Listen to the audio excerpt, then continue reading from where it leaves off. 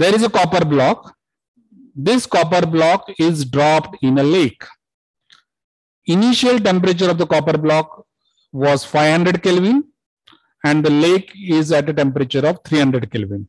Now, when you are dropping a small copper block in a vast lake of water, the temperature of the lake would remain constant. It will remain 300 before the copper block was dropped, and even after dropping the copper block, the temperature of the lake will remain unchanged at 300 Kelvin. But what would happen to the copper block?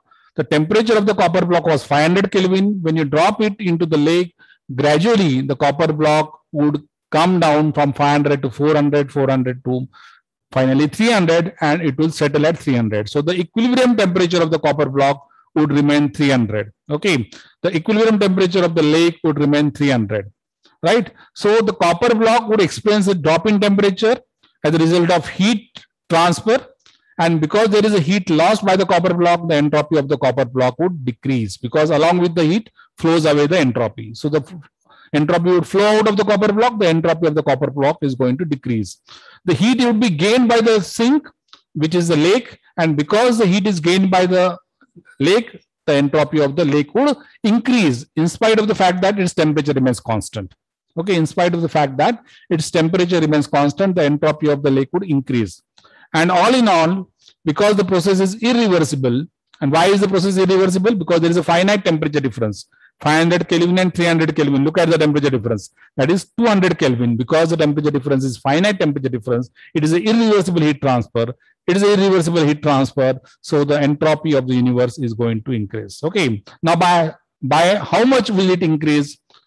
How much will the entropy of the copper block would decrease? How much would the entropy of lake water would increase? And how much would the entropy of the universe increase? We would use the basic equations. Again, using the same data, specific heat of copper as 0.386 kilojoules per Kelvin and that of water as 4.2 kilojoules per Kelvin. Okay. So let me go to the solution. For that, I would require a whiteboard. And as you see over here, I had drawn the schematic. This is the lake of water, which I had shown by these lines. These are waves, you can say. This is the lake of water, and this is a copper block, okay, which is being dropped into the lake. So initially the copper block is at 500. Finally, the copper block would be at 300. Okay, as explained. It would be the same as the lake temperature. And the lake temperature would continue remaining at 300 Kelvin initially and finally, because it behaves as a sink. Okay. So we have the initial temperature of copper as 500, final temperature of copper as 300. So the heat lost by the copper would be mass of the copper into specific heat of the copper into the drop in temperature, which is 500 minus 300. So if we solve this by putting m of Cu as 1 kg, copper specific heat as 0.386 into 500 minus 300, you will get the heat lost by the copper is 77.2 kilojoules. Now, the most fundamental point in solving this such kind of problems is do an energy balance. So the heat lost by the copper would be the heat gained by the lake. So 77.2 is the heat lost by copper, 77.2 is the heat gained by lake. And why are we making such assumption? Because the problem says that there is no heat loss.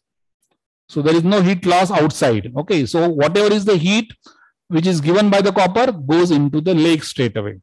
So with this information, we would solve now the entropy change thing. Entropy change of copper, how do you find? Because there is a change in temperature. We find it by this expression, integral of mc dt upon t. mc, they are constant. They can be taken outside the integral. And what remains is ln T2 by T1.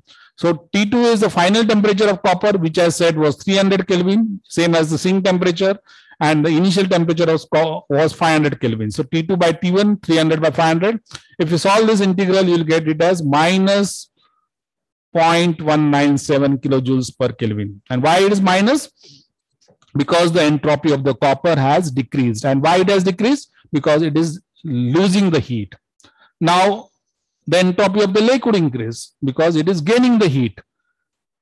Temperature is constant for the lake, so I can take TL outside the integral. So it will be 1 by TL integral of del Q. Del Q is Q upon TL. So Q gained by the lake has to be taken it is positive gain, so the entropy will be positive, but you don't know what is the heat gained by the lake. Okay, you cannot calculate it as MCP delta T because there is change temperature is 0, but you know that the heat gained by the lake is equal to the heat lost by the copper, which we had already calculated, 77.2. Put it over here, positive value upon the temperature of the sink, which is lake 300, that gives us the entropy change of the lake, which you see is positive, and not only positive, this positive is much more than this negative, meaning that the entropy change of the universe, which is the summation of entropy change of the copper plus entropy change of the lake, would be a positive quantity of 0.06 kilojoules per Kelvin. So what does it indicate? It indicates that copper is losing its entropy because it is losing the heat. Lake is gaining the entropy because lake is gaining the heat, but the entropy change does not cancel out. It remains positive because the process is irreversible. Okay, and it is irreversible by this value, that is 0.06 kilojoules per Kelvin. So this way, by the concept of entropy, we can quantify how much is the irreversibility. Okay, I hope this is very, very clear to you.